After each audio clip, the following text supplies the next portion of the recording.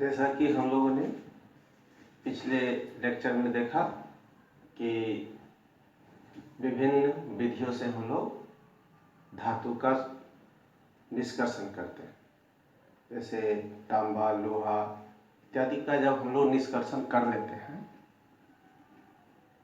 तब भी उसमें बहुत सारी अशुद्धियां रह जाती हैं और उन अशुद्धियों को दूर करने के लिए हम लोग विभिन्न प्रकार की विधियां अपनाते हैं जो अयस्क या उसमें उपस्थित अशुद्धि के प्रकृति पर निर्भर करता है कि किस धातु के शुद्धिकरण के लिए हम लोग कौन सा विधि अपनाएं। तो जैसा कि हम लोग देखेंगे धातु का शुद्धिकरण का स्रवण विधि, लिक्वेशन विधि, द्रवण विधि, वैद्युत शोधन या इलेक्ट्रोरिफाइनिंग मेथड, वाष्प अवस्था में शोधन, वेपर फेज रिफाइनिंग, ऑक्सीकरण विधि, ऑक्सीडेशन मेथड और क्रोमेटोग्राफी अर्थात वर्ण प्रक्रम। ये सारी विधियां हैं जिसके द्वारा हम लोग धातु का शुद्धिकरण करते हैं। इसमें सबसे पहला है स्रवण विधि, डिस्टिलेशन विधि। स्रवण विधि में हम लोग वैसे धातु का शुद्धिकरण करते हैं जो तुरंत यानी कि कम तापक्रम पर ही गर्म करने पर वह वाष्प में परिवर्तित हो जाता है। जैसे जिंक, कैडमियम और Hg। जिंक हो या कैडमियम हो या Hg, इसको अगर हम गर्म करते हैं, एक लोहे के रिटॉर्ट लेते हैं, लोहे का रिटॉर्ट इस तरह से रहता है और इसमें हम लोग इसमें जब गर्म करते हैं तो यह वाष्प बनकर ऊपर जाएगा और यह धीरे धीरे एक बर्तन में एकत्रित हो जाएगा लिक्विड के रूप में। तो इस विधि को हम लोग करते हैं डिस्टिलेशन विधि या वाष्पन विधि। तो इसमें अशुद्ध, यहाँ पर कैसा लेंगे, अशुद्ध धातु और इसको गर्म करेंगे तो गर्म करने पर ये शुद्ध धातु वाष्प बन जाएगा और वाष्प बनने के बाद ये धीरे धीरे वाष्पित होकर यहाँ द्रव के रूप में परिवर्तित हो जाएगा। इस तरह से यहाँ पर शुद्ध धातु की प्राप्ति हो जाती है। एक्चुअली यह लोहे का बहुत बड़ा इंडस्ट्रियल फॉर्म में रिटॉर्ट होता है, यह मेथड है। और इस तरह से गर्म करके यहाँ पर कैसा धातु प्राप्त होगा, तो शुद्ध धातु की प्राप्ति हो जाएगी। तो इस विधि में जिंक, कैडमियम और Hg इसका शुद्धिकरण किया जाता है। दूसरा विधि है द्रवण विधि, द्रवण या लिक्वेशन मेथड। इस विधि में हम लोग वैसे धातु का शुद्धिकरण करते हैं जो कम तापक्रम पर पिघल जाता है और उसमें उपस्थित अशुद्धि जो है नहीं पिघलता है। तो Sn टीन का शुद्धिकरण हम लोग लिक्वेशन मेथड से या द्रवण विधि से करते हैं। तो यह विधि क्या है, तो इस विधि में एक सीधी नुमा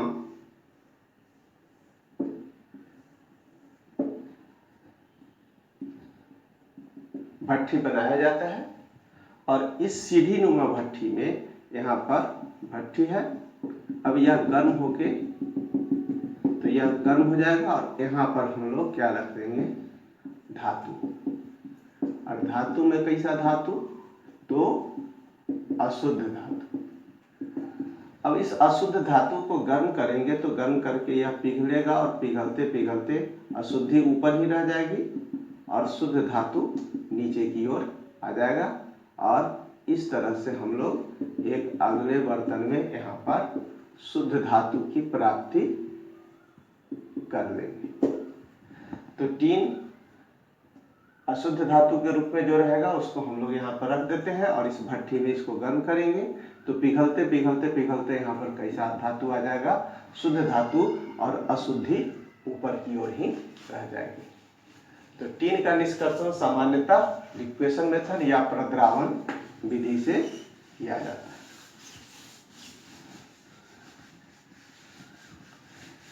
नेक्स्ट विधि जो है वैद्युत शोधन विधि, यह काफी प्रचलित विधि है। इसमें तांबा, लोहा, जिंक, क्रोमियम, एल्युमिनियम इन सभी धातुओं का शोधन वैद्युत शोधन विधि या इलेक्ट्रो रिफाइनिंग मेथड द्वारा किया जाता है। यह विधि क्या है? तो यह इलेक्ट्रोलिसिस के पर आधारित है। इलेक्ट्रोलिसिस या वैद्युत अपघटन के सिद्धांत पर आधारित है। इसमें इस विधि में जैसे कि तांबा, अब तांबा का शुद्धिकरण सामान्यतः इलेक्ट्रो रिफाइनिंग मेथड से किया जाता है। तो इस विधि में 2 इलेक्ट्रोड बनाया जाता है। एक इलेक्ट्रोलिटिक सेल ले लीजिए, वैद्युत अपघटन cell,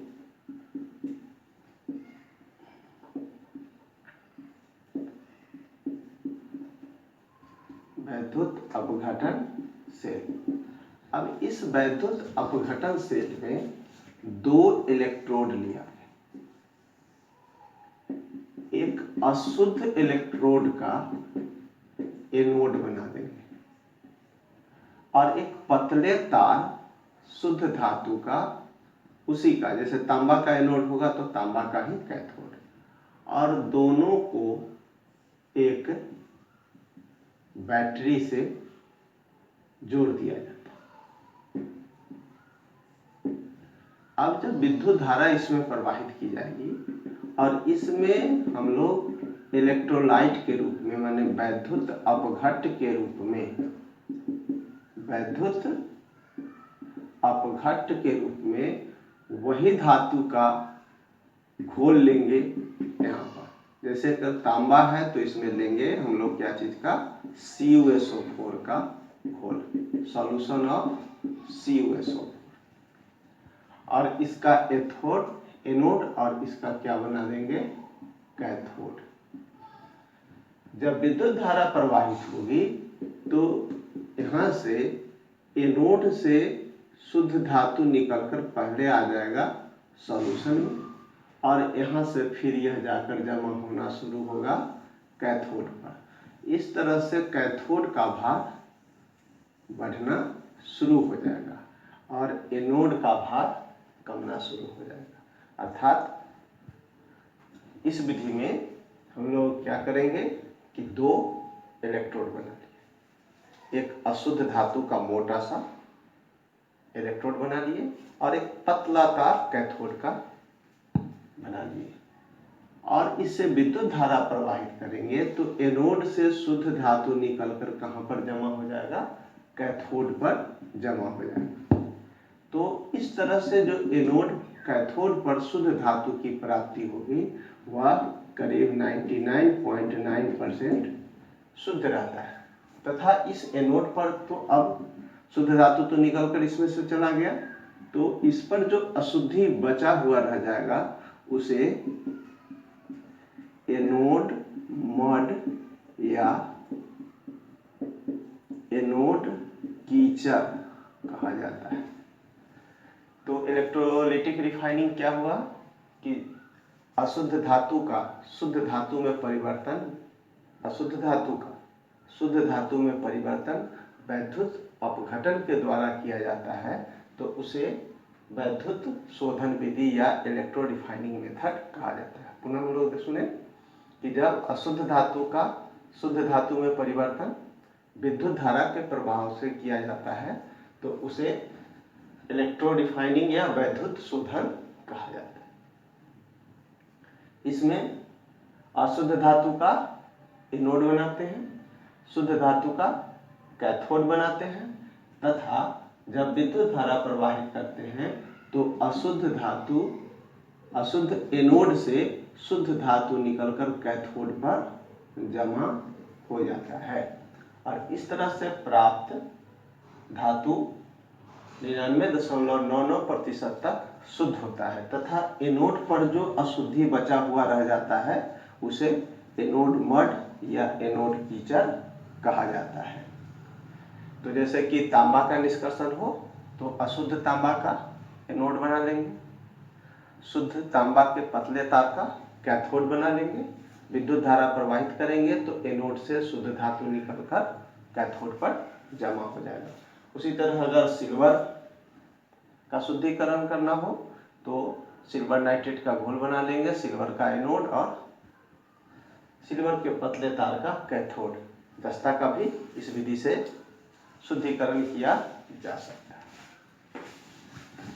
next, vapour phase, vapour phase refining.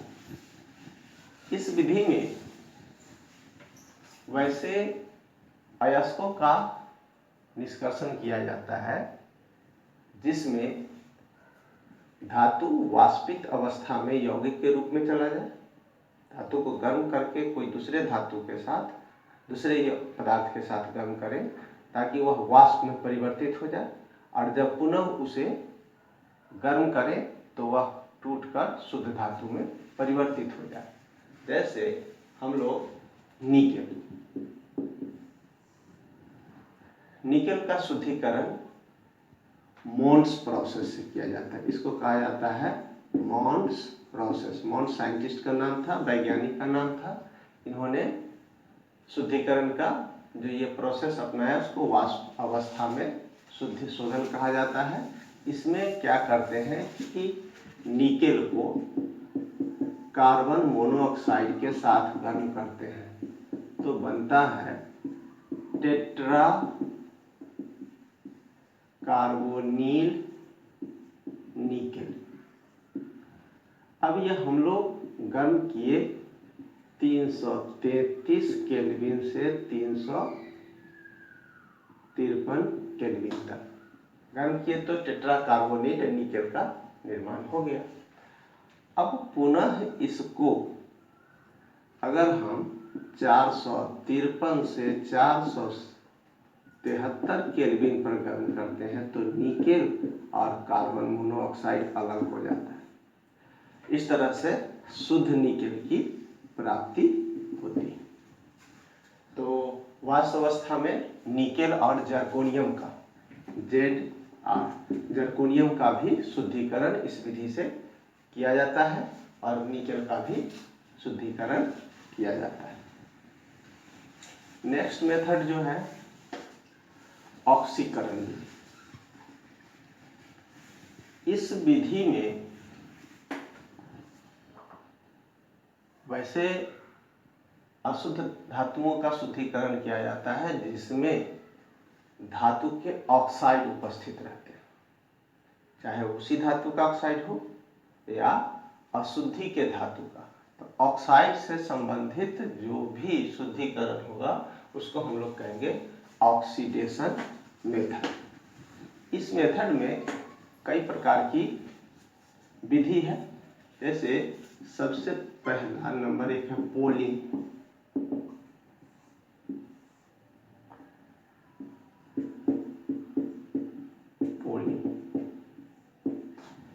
यह विधि तांबा के शुद्धिकरण में किया जाता है क्योंकि तांबा के साथ इसके कुछ ऑक्साइड भी अशुद्धि के रूप में रहते हैं। अब इसमें ऑक्साइड है तो इस ऑक्साइड को दूर करने के लिए हम लोग पोलिंग मेथड का उपयोग करते हैं। इस विधि में क्या होता है कि अशुद्ध धातु को खूब जोरों से हम लोग गर्म करते हैं, और जब गर्म करते हैं तो कच्चा लकड़ी के बहुत बड़ा बड़ा लकड़ी ले लेते हैं और वह कच्चा होना चाहिए, और उस लकड़ी से जब इसको चलाया जाएगा तो इसमें धातु का ऑक्साइड जो है वह धातु में परिवर्तित हो जाता है। फिर से इसको देखें कि धातु जिसमें ऑक्साइड के रूप में अशुद्धि हो उसका शुद्धिकरण हम लोग पोलिंग के द्वारा करते हैं। इसमें कच्चा लकड़ी का बड़ा बड़ा डंठल ले लिया जाता है और उससे खौलते हुए धातु को घुमाया जाता है। उससे क्या होता है कि इसमें कार्बन भी है तो कच्चा लकड़ी कार्बन और हाइड्रोजन का बना हुआ है, तो ये कार्बन और हाइड्रोजन का बना हुआ लकड़ी इसके ऑक्साइड को विस्थापित कर देगा और शुद्ध तांबा की प्राप्ति हो जाएगी। जैसे कार्बन है इस लकड़ी का, तो यह ऑक्सीजन के साथ मिलकर क्या बना लेगा, CO2 बना लेगा। उसी तरह हाइड्रोजन भी ऑक्सीजन के साथ मिलकर H2O बना देगा। तो कच्चा लकड़ी में उपस्थित जो हाइड्रोकार्बन होगा वह ऑक्साइड को विस्थापित कर देता है।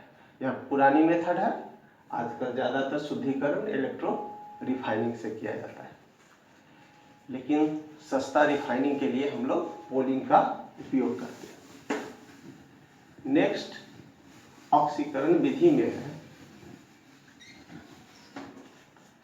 दूसरा बेसेमेराइजेशन।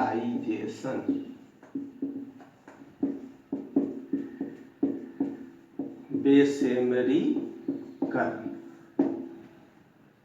तांबा और लोहा के शुद्धिकरण में भी इसका उपयोग किया जाता है। ये क्या होता है, इसमें जैसे कि कार्बन हो या सल्फर अशुद्धि हो तो उसका निष्कासन चूंकि वह काफ़ी स्ट्रांगली मजबूती से वह घुला हुआ रहता है धातु के साथ, तो उसको निकालने के लिए हम लोग बेसेमराइजेशन करते हैं। तो बेसेमराइजेशन क्या होता है कि यह एक इस तरह से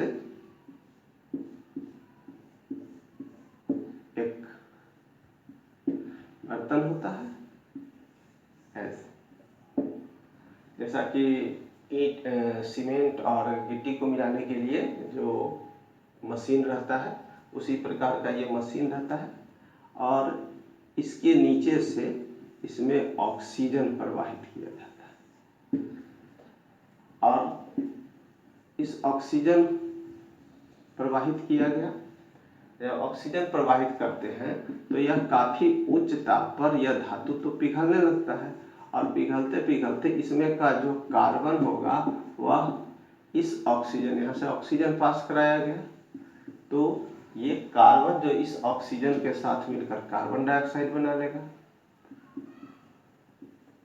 और सल्फर भी ऑक्सीजन से मिलकर सल्फर डाइऑक्साइड। यह कार्बन डाइऑक्साइड और सल्फर डाइऑक्साइड गैस है, तो यह ऊपर की ओर उड़ गया चला जाएगा, और इस तरह से यहाँ पर शुद्ध धातु प्राप्त हो जाती है। तो इसको हम लोग कहते हैं बेसेमेराइजेशन या बेसेमर परिवर्तन। नेक्स्ट जो धातु के शुद्धिकरण की प्रोसेस है क्यूपेलेशन, क्यूपलीकरण।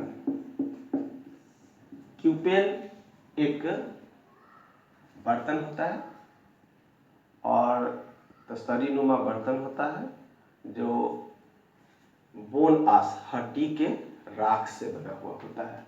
यह इस तरह से होता है, यहाँ पर इसको बाहर से भीतर तक ले जाने की व्यवस्था होती है, और इसमें यह रहता है क्या चीज़ का बना हुआ, बोन आस का, और इसमें गर्म हवा का झोंका प्रवाहित किया जाता है एयर, और इसके ऊपर यह भट्ठी रहता है, यहाँ से निकलने की जगह होती है।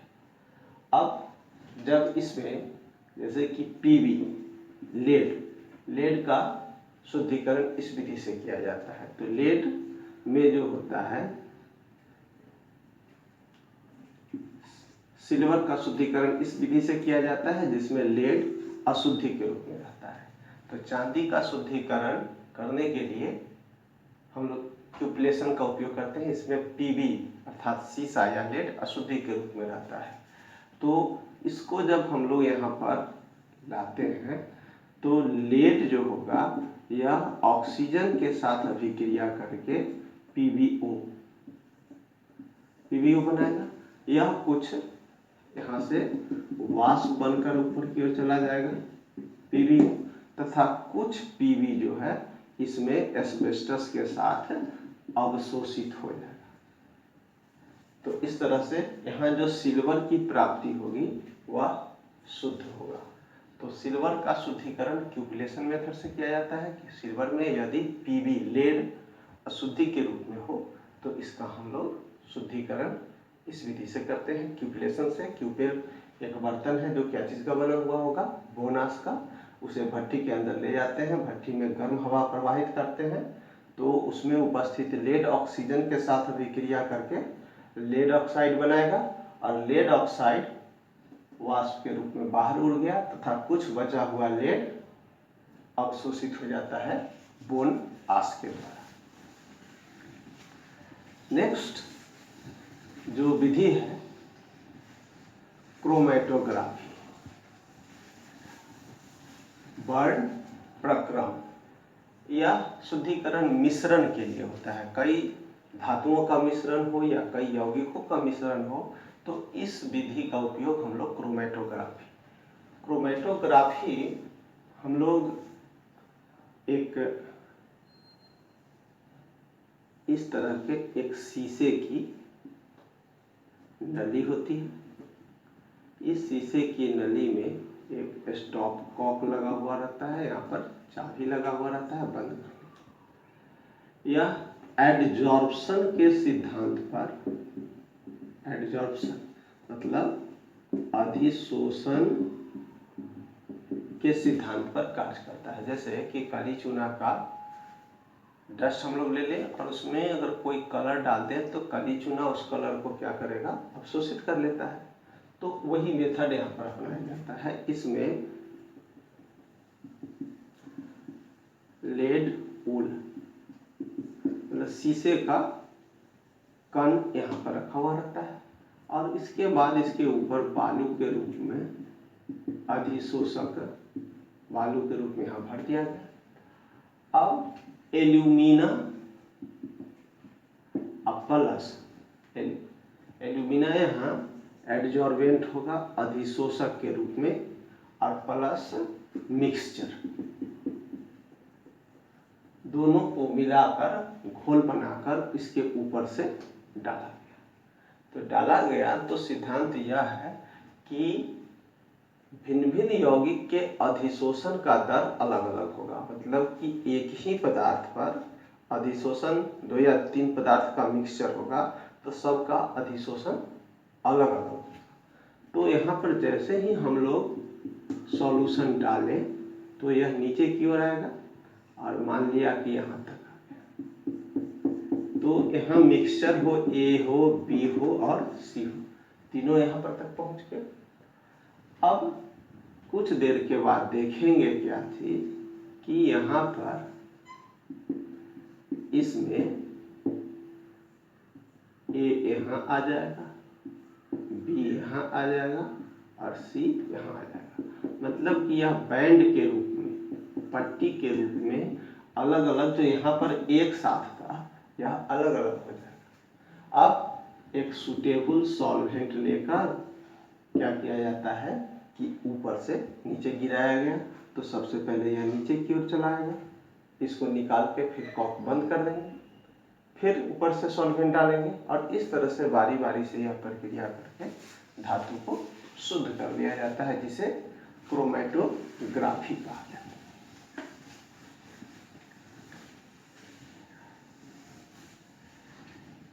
और एक और शुद्धिकरण की प्रक्रिया है जो अति शुद्ध हाईली प्योर मेटल के लिए अपनाया जाता है, उसे कहा जाता है जोन रिफाइनिंग, प्रक्षेत्र शुद्धिकरण, प्रक्षेत्र शुद्धिकरण, जोन रिफाइनिंग या प्रक्षेत्र। इसमें जैसे कि अगर कोई धातु का रॉड है, अब इसमें कुछ अशुद्धि हो और हमें काफ़ी शुद्ध अवस्था में इसे प्राप्त करना हो, जैसे कि सिलिकॉन है, जर्मेनियम है, इन सभी को सोलर प्लेट वगैरह बनाने के लिए अति शुद्ध अवस्था में आवश्यकता होती है और इसके लिए हम लोग प्रक्षेत्र शुद्धिकरण, अति शुद्ध धातु प्राप्त करने के लिए हम लोग प्रक्षेत्र शुद्धिकरण विधि का उपयोग करते हैं।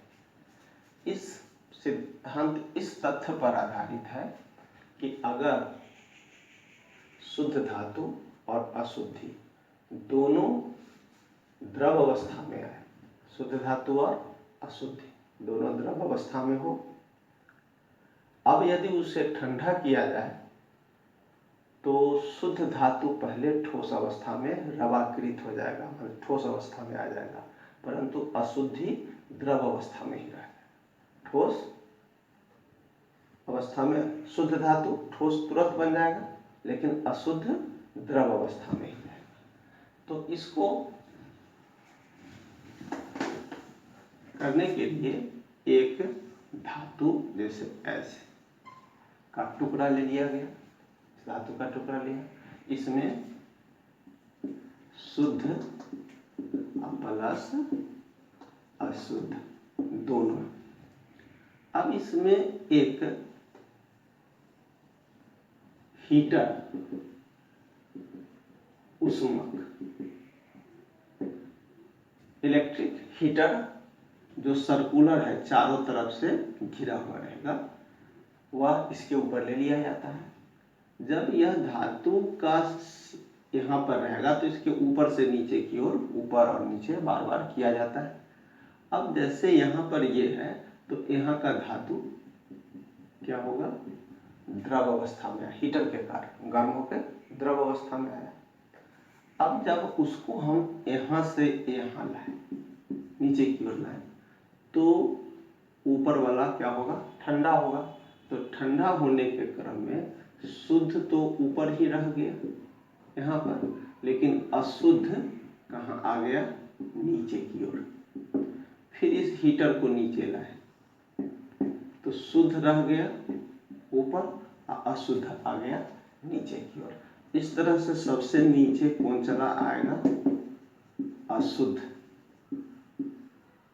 अशुद्ध धातु, और ऊपर शुद्ध धातु। इस तरह से यह प्रक्रिया बार बार अपनाई जाती है, बार बार अपनाई जाएगी। तो इसके ऊपर शुद्ध धातु रह जाएगा और नीचे अशुद्ध धातु। उसके बाद यहाँ से इसको काट लिया गया, काट कर हटा देंगे तो अशुद्ध धातु हट गया और ऊपर शुद्ध धातु रह गया। इस तरह से बार बार इस प्रक्रिया को अपना के अति शुद्ध अवस्था में धातु की प्राप्ति की जाती है और इसे जोन रिफाइनिंग मेथड कहा जाता है। तो इस तरह से हम लोगों ने देखा कि धातु के सिद्धिकरण की बहुत सारी प्रक्रियाएं हैं। पहला श्रवण विधि, तो जो आसानी से द्रव में परिवर्तित हो गए, जैसे जिंक, कैडमियम, Hg, उसका शुद्धिकरण हम लोग रिटॉर्ट में, लोहे के रिटॉर्ट में वाष्पित कर देते हैं तो शुद्ध अवस्था द्रव अवस्था में परिवर्तित होता है। उसके बाद उसको ठोस में परिवर्तित करके शुद्ध धातु की प्राप्ति कर लेते हैं। दूसरा हम लोग पढ़े लिक्वेशन मेथड, टीन का एसएन का निष्कर्ष, एसएन का शुद्धिकरण हम लोग करते हैं लिक्वेशन मेथड से। नेक्स्ट जो हम लोग देखे इलेक्ट्रो रिफाइनिंग, इलेक्ट्रो रिफाइनिंग में अशुद्ध धातु का एनोड और शुद्ध धातु का पतला कैथोड ले लेते हैं, दोनों में विद्युत धारा, इलेक्ट्रोड बनाकर विद्युत धारा प्रवाहित करते हैं। जैसे Cu है तो CuSO4 के घोल का वैद्युत अपघट ले लेंगे और जब विद्युत धारा प्रवाहित करेंगे तो शुद्ध धातु एनोड से निकलकर कैथोड पर चला जाता है और जब कैथोड पर चला जाएगा तो उसका वजन बढ़ना शुरू हो जाएगा और एनोड का भार धीरे धीरे कमना शुरू हो जाएगा। तो एनोड पर केवल और केवल क्या बच जाएगी, अशुद्धि, जिसे हम लोग एनोड कीचड़ या एनोड मड कहते हैं। तो एनोड मड किसे कहें, तो धातु के शुद्धिकरण में एनोड पर जो अशुद्धि बच जाती है उसे एनोड कीचड़ या एनोड मड कहा जाता है। उसके बाद हम लोगों ने पढ़ा वेपर मेथड। तो वैसे धातु जो तुरंत वाष्प में परिवर्तित हो जाते हैं तो उसको हम लोग वाष्पीकरण विधि या वेपर फेज द्वारा करते हैं। जैसे निकेल, निकेल की अभिक्रिया कार्बन मोनोऑक्साइड के साथ करा देते हैं, टेट्राकार्बोनिल निकेल बना, फिर उसको हाई टेम्परेचर पर गर्म कर देंगे तो कार्बन मोनोऑक्साइड अलग और निकेल अलग हो जाता है। इस तरह से शुद्धिकरण हो जाता है, इसे मॉड्स प्रोसेस कहा जाता है। नेक्स्ट में हम लोगों ने पढ़ा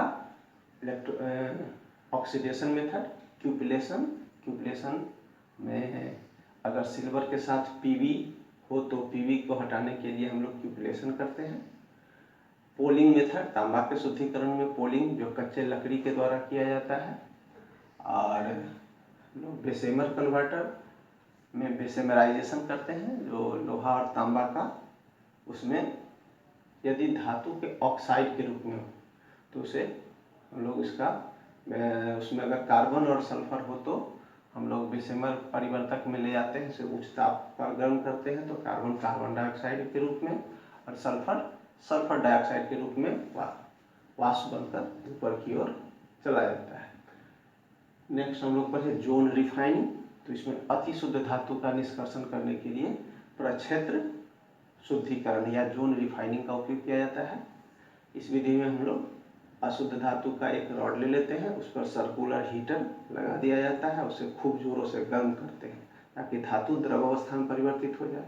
अब द्रव अवस्था में परिवर्तित होकर नीचे की ओर सर्कुलर हीटर को लाएंगे तो ऊपर वाला पार्ट ठंडा होकर कड़ा हो जाएगा, लेकिन उसमें जो अशुद्धि रहेगा वह द्रव अवस्था में नीचे की ओर आते जाएगा और यह प्रक्रिया बार बार अपनाई जाएगी और इस तरह से धातु का शुद्धिकरण किया जाता है। ठीक है।